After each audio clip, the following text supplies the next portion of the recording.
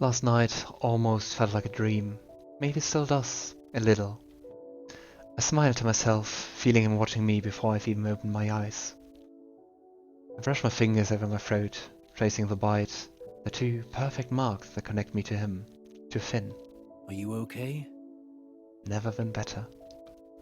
My body thrums with awareness, his proximity almost overwhelming, and everything feels different. I clear my throat, not knowing what to say. I am okay, more than, in fact, but overwhelmed, maybe. Overwhelmed that I could possibly feel this way about someone. Oh, and he's still shirtless. Nice. I open my eyes, turning my head on the pillow to look at him. It's annoying how good he looks. Flawless, in fact. Minus the mess his hair has become thanks to our... well... I reach out to brush my thumb over the skin underneath his eyes. The discoloration gone, not an imperfection in sight. Your eyes are still gold. He leans into my touch, long, dark lashes fluttering closed. I suppose you're just as special as I always assumed, then. Not human, you mean? He carefully catches my wrist, those bright eyes flying open to meet my gaze. Then he shakes his head, a devastating smile hooking the corner of his mouth. Human, just different. Oh, you. He says it with such conviction that I can't help but believe him. You're Ethan. I smile at the simplicity of the statement. I suppose I am. Finn edges closer, and I fit against the curve of his body perfectly. He curls his fingers in the sheets, right over my heart as if seeking out its beat. It sinks for him, a helpless flutter every time he touches me, every time he's near. What he said about feeding on someone is true. There's a new familiarity between us now, almost as if it can anticipate his next move, his thoughts. Tell me what you're thinking. I offer him a playful smile. What else could I possibly be thinking about, other than you? He purses his lips, his eyes narrowed and dark. He releases his hold upon the sheets, dragging his hand over the curve of my waist, my hips. A low growl, a purr rumbles in his throat, and I wonder if he's even aware that he's making such a noise. Well, I'll certainly be thinking about last night for centuries to come. I hope it's not the last one. I laugh, and his eyes darken as he edges closer. I wish you didn't have to leave. Oh, I could think of so me many too. things to keep you occupied. I mean... I thread my fingers through the tangles of raven hair, gently tugging, feeling the coolness of his body settling against the warmth of my own, a perfect contrast. Surely it isn't morning yet? We have time, don't we? Finn tilts his head this way and that, feigning contemplation. Then, without responding, he kisses me with softly parting lips. Each kiss melts so effortlessly into the next, slow, warm, and with the barest hint of a shiver. Finn leans back against the headboard, tugging me after him into his lap. His knees come up, strong arms and thighs and chest forming fortress around me.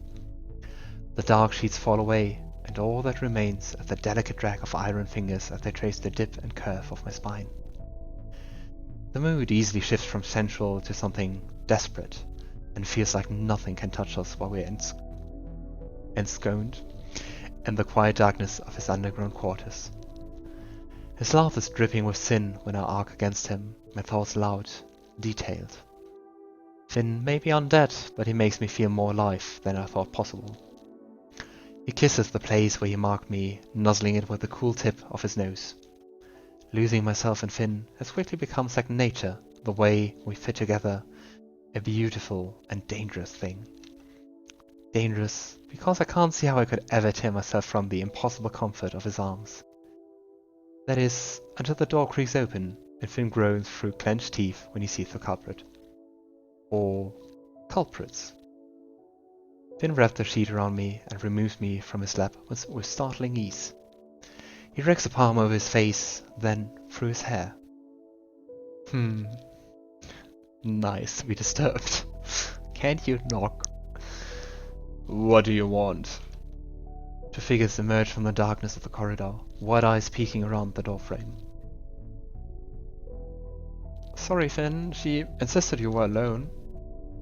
Raven squeals with delight as the blonde-haired girl firmly elbows her in the ribs. Ah, it was on purpose. Of course it was.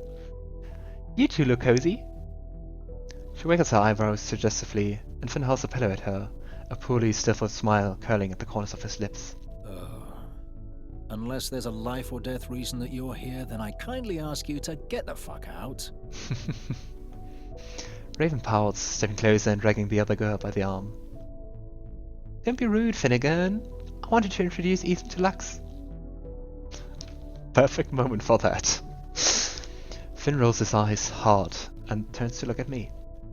I shrug because, well, it's not like this could get any more awkward, is it? It's nice to meet you, Lux. She smiles at me empathetically, clearly used to those strange creatures. It's lovely to meet you. I've heard a lot about you from both Finn and Raven. I apologize for this. Raven snorts, playful and nipping at Lux's earlobe. Lux sweats her away with an exasperated rumble, her freckled cheeks painted pink. Ah. Aha. Anyway, we're going to bed. Lux lived that graveyard shift life and she needs sleep. You kids have fun, won't you? Toodles! Lux smiles at us once more, waving politely as he's yanked out of the doorway. Guess the mood is gone. I can hear her scolding Raven in the corridor, but their joint laughter echoes off the cold stone as their voices disappear. Well... Finn flops back against the mattress and sighs dramatically and unnecessarily. You've probably come to expect such things now, I suppose. I do apologize for, that, though. I snort, settling against his side, my head resting perfectly in the crook of his neck. It's fine. I guess I really should think about leaving now anyway. His pout is impressive, and I watch as he reluctantly rolls away from me. Ooh, more artwork. And still... hot. And very seductive. I don't know if I would leave. The man is sculpted to perfection, and there's that tantalizing expanse of dark hair that covers his chest, winding down between his elegant, poised, sharp wings of his hip bones. He catches me staring, and I jerk my hungry eyes back to his face, my cheeks flushed hot. Finn offers me a crooked half smile. Smug. Smug. Smug. Can I help you? Probably, yes. He laughs, and the sun snaps me from my daze. Come, I'll help you find your clothes. I sigh, curling my toes against his soft sheets, reluctant to face reality. If you insist. He offers me his hand, ever the gentleman, as he tucks me from the safety of his bed and into his waiting arms. Nothing on this wretched planet could stop me from getting you back in my bed, Hunter. We have time. Plenty of it. That sounds like a promise. It's an earnest promise, satisfying, one that makes the thought of heading back to this terrible and unavoidable mission far less terrifying. He takes my chin between forefinger and thumb, his prosthetic glowing brightly. If I weren't so distracted by the way he's looking at me, I'd say it was thrumming in tune with my heartbeat. I love you, Ethan. Our parting kiss is desperate, heady enough to tilt my word on into excess, but a cool hand against my jaw steadies me when we part. I love you too. Ah, yay, back to the tavern. All alone. The next few days felt surreal as I relayed my encounter with James to those who needed to hear. The revelations were met with both shock and horror, but mostly anger. Unsurprisingly, we all found ourselves with the very same question, heavy on the tip of our tongue. Why? I can't deny that the world we live in is a terrifying and uncertain one, but it's all that I know, all that I've ever known. Finn tells me that even before the Revelation Day, there were unexplained disappearances, murders, grisly things found but never spoken of.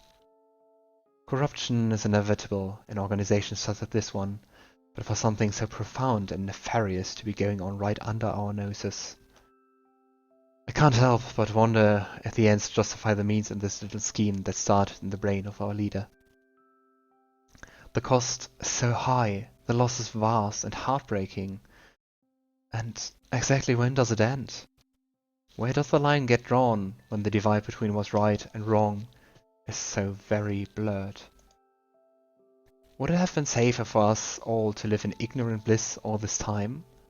Or would they have overrun us eventually anyway? Maybe, but these are the cards we've been dealt, and Harold Eddington has a dirty hand.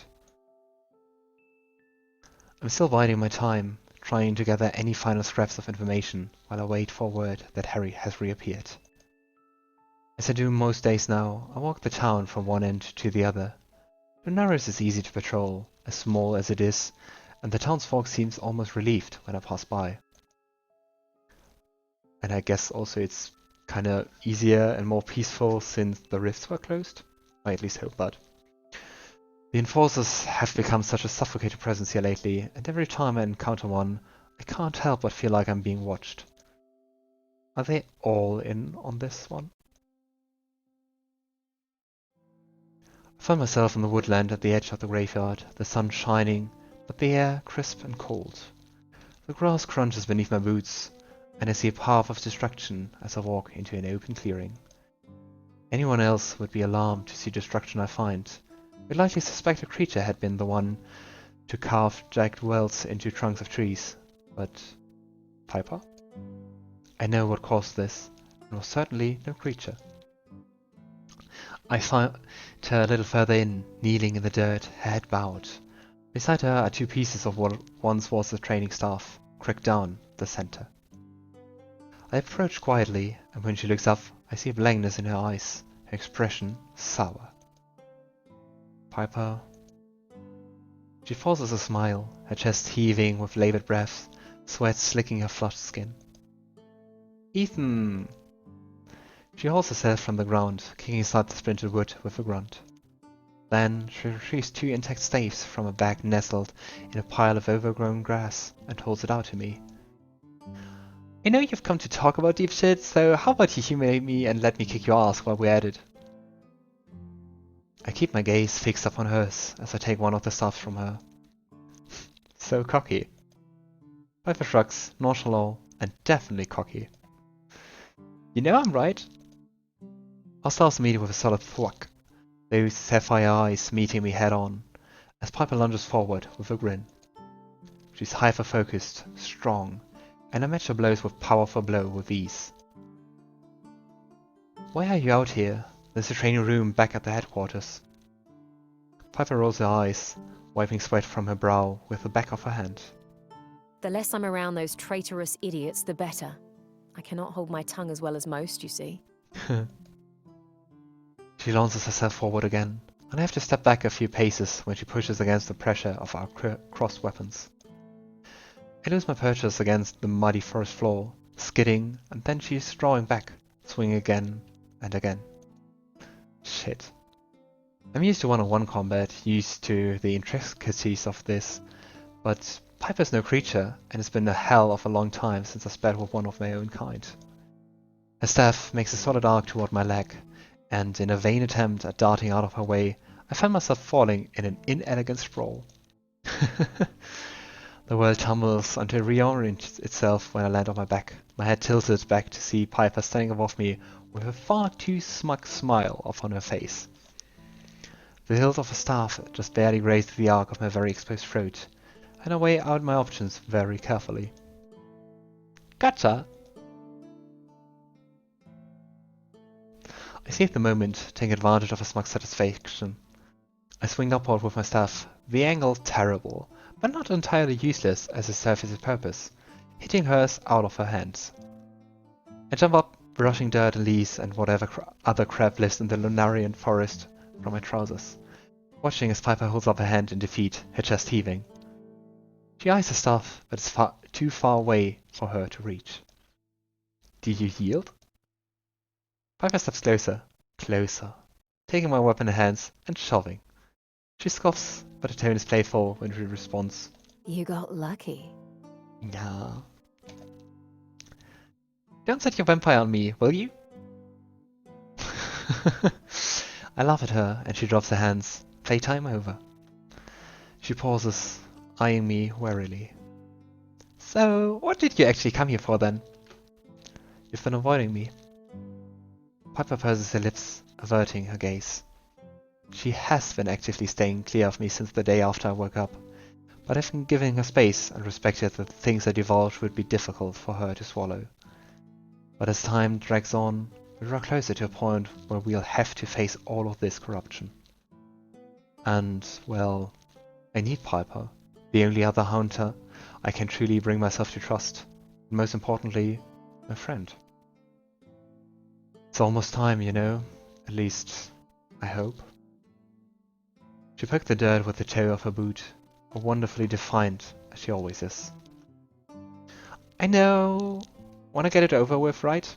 He'll crawl out of whatever hole he's scurried into, and everything will burn. Her eyes are fierce and bright when she finally dares to meet my gaze. Not everything. What he's done! She scoffs again, anger rolling off in her messy waves that break over me, almost leaving me breathless. If I have to kill her, if she became what Azazel did... I will tear the enforcers to the ground to avenge her if I have to. Down with the system. It's better have a really good fucking explanation for all of this, you know? We're definitely not going to sympathize. How could he? He's killed people, his own people. His husband, indirectly, but still, imagine that. I can't imagine that. I think about Finn, knowing with everything I have that I could never hurt him. I love him, just too much. It's unfathomable. And he'll pay for it. Fucking right he will! Then her shoulders slump, and she slowly looks around at the mess she's made of the clearing. I should go. I need to clear my head in a way that doesn't involve beating the shit out of trees. Or me. Or you. I see you around, yeah? Without so much as a second glare, Piper turns and disappears into the forest. I understand why she's hurting so much, and I just wish I could help. Poor Aya. And poor Piper. In speaking to Harry, maybe I can... I approach the AVEC with the same level of caution and awareness I always do, even though I'm now quite well acquainted with its inhabitants. Much to my surprise, I spot a familiar face, Lux. This is the first time I've seen her here, and she smiles from ear to ear when she spots me, showing the same enthusiasm for someone she's met once as you would for someone you've known a lifetime. Ethan! Hey Lux, is it rare for you to be here in the daytime? She shrugs, rocking back and forth on her heels. Kinda. Aurora feels a little paranoid as of late. I do my best to be here as often as I can to put them both at ease. She pats the two pistols that sit in a holster at her back with a smile. I was thinking this was, I don't know, a sword or something? Anyway, what brings you here on this fine day? Oh, just... you know, the usual. Trying to search for scraps, maybe find an oddly polite demon or two. Lux snorts, her nose crinkling in a way that fondly reminds me of Raven and Finn. Oh yeah, they've been here a lot lately. It's nice to see Army so happy. Army. She shrugs as if, of course, she would call the frighteningly stoic man something so... soft. He's a sweetheart, one of the nicest guys I know. I'm aware he doesn't leave an excellent impression, but it's just how he is. How they are. I offer her a contemplative hum in response, and she simply laughs, swatting my arm. Go on, I can't stay and chat to you all day as much as I'd love to. Into the abyss you go. Nice. With an overly dramatic flourish, Lux ushers me onward, pushing open the big doors with a shove. It's It's cold inside, even though it's daytime. The place is just as dilapidated as it was when I first visited, but toward the altar at the end, it seems like someone has been cleaning up. The floor is swept, a crimson cloth covers the altar, and seated upon it with her booted legs swinging, attention firmly fixed upon what looks like an embroidery hoop, is Elaine. It's kind of funny to be like in a AVEC in a church, temple, whatever, as a demon princess, trying to decorate everything. Oh, the irony.